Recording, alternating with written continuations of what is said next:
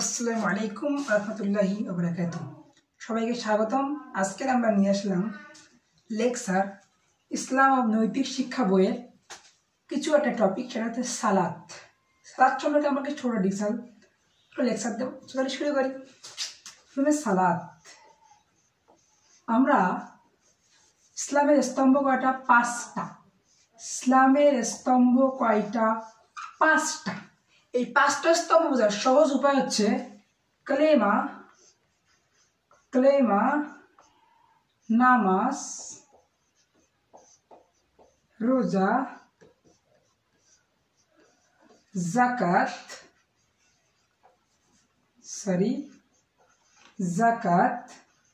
এবং হজ।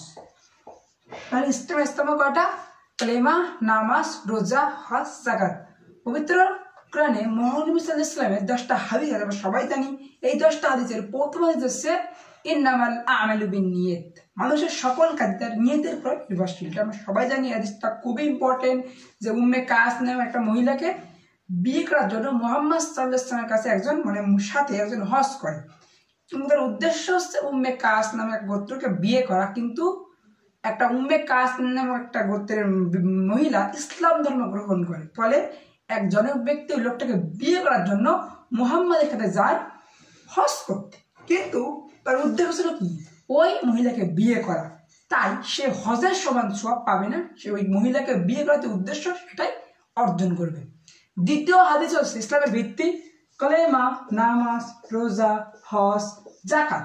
এই যে পাঁচটা স্তম্ভের পরে প্রতিষ্ঠিত, এর মধ্যে ঈমান বা কালেমা, এটাকে ঈমান বলে। ঈমান হচ্ছে সর্বপ্রথম ভিত্তি। ঈমান ছাড়া কোনো ব্যক্তি ইসলামে প্রবেশ করতে পারবে না। ঈমান মানে তাওহীদ, একাত্মবাদ। সকল নবীর দ্বীনের প্রচারের মূল কথা তাওহীদ, একাত্মবাদ, আল্লাহর একাত্মবাদ। ওই আদম থেকে শুরু করি মুহাম্মদ, সকলেই তাওহীদের, আল্লাহ এক এবং অদ্বিতীয়। প্রথমে ইসলাম শিক্ষার মূল বিষয় মানুষকে নৈতিকতার শিক্ষা দেয়, কারণ নৈতিকতা হচ্ছে ব্যক্তির মৌলিক মানবিক গুণ এবং জীবনের শ্রেষ্ঠ সম্পদ, যার মাধ্যমে সে সর্বাধিক সম্মান মর্যাদা অর্জন করে। আমাদের বিষয় কি? সালাত বা নামাজ।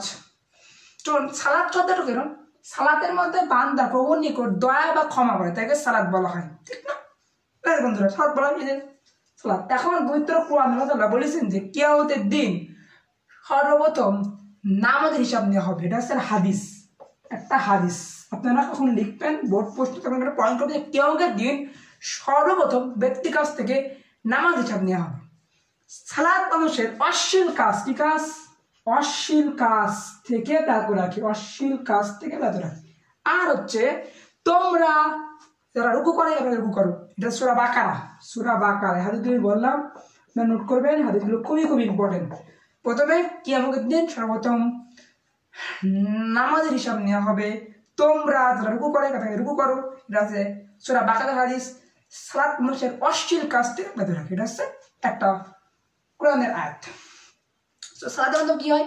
যদি সালাতের মাধ্যমে আমরা ইসলামী ভ্রাতৃত্ব শেখাই, সালাত আমাদের কোনো ব্যক্তি যদি 5 ওয়াক্ত সালাত পড়ে, তবে তার একজনের একদম খোঁজ করে নিতে পারে। এতে কি হয়? সুখ দুঃখে ভাগাভাগি হতে পারে। সাম্যের ভিত, সামাজিক বন্ধনের ভিত কি হয়? ভিত মজবুত হয়, শক্ত হয়। সময়ের গুরুত্ব থাকে মেনটেন, যে আমি সময় সম্পর্কে, যেমন ফজর নামাজ, আসর নামাজ, মাগরিব না, এগুলো পড়লে সময় সম্পর্কে কন্টেন্ট দিই, একটা কি আছে, একটা ফিক্সড নির্ধারণ থাকে। দেশে 5 ওয়াক্ত নামাজ কন্টিনিউয়াসলি পড়ে। সেভাবে আমরা প্রত্যেকটা যে বিষয় নামাজ সম্পর্কে আরো আছে, তাছাড়া সময়ের গুরুত্ব, নিয়মতান্ত্রিকতা, বৈধ জীবনের, এই সবগুলো কন্টিনিউস একমাত্র নামাজ পড়ার মাধ্যমে সে আনতে পারে, কোনোভাবে সে আনতে পারবে না। শুধুমাত্র নামাজ পড়ার মাধ্যমেই সে সময়ের গুরুত্ব, সাম্যের ভিত মজবুত, সমস্ত নিয়মতান্ত্রিকতা সব শিখবে একমাত্র নামাজের মাধ্যমে। এছাড়া আরো আছে রোজা কি? সুবহে খালু থেকে শুরু করে সূর্যোদয় পর্যন্ত পানাহার এবং ইন্দ্রিয় তৃপ্তি থেকে ব্যাপারটাকে রোজা বলে। রোজা হচ্ছে আত্মিক উৎকর্ষ সাধিত হয়। মহানবী বলেছেন যে এ মাস সহানুভূতির মাস, কেননা শ্রাবণ মাসে একজন আমাদের ক্ষুধার কষ্ট বুঝতে পারে, ক্ষুধার্ত থাকে, এজন্য হচ্ছে ক্ষুধার কষ্ট বুঝতে পারে। বন্ধুরা, আমরা এবার এভাবে যাকাত, হজ প্রত্যেকটা নিয়ে আসবো।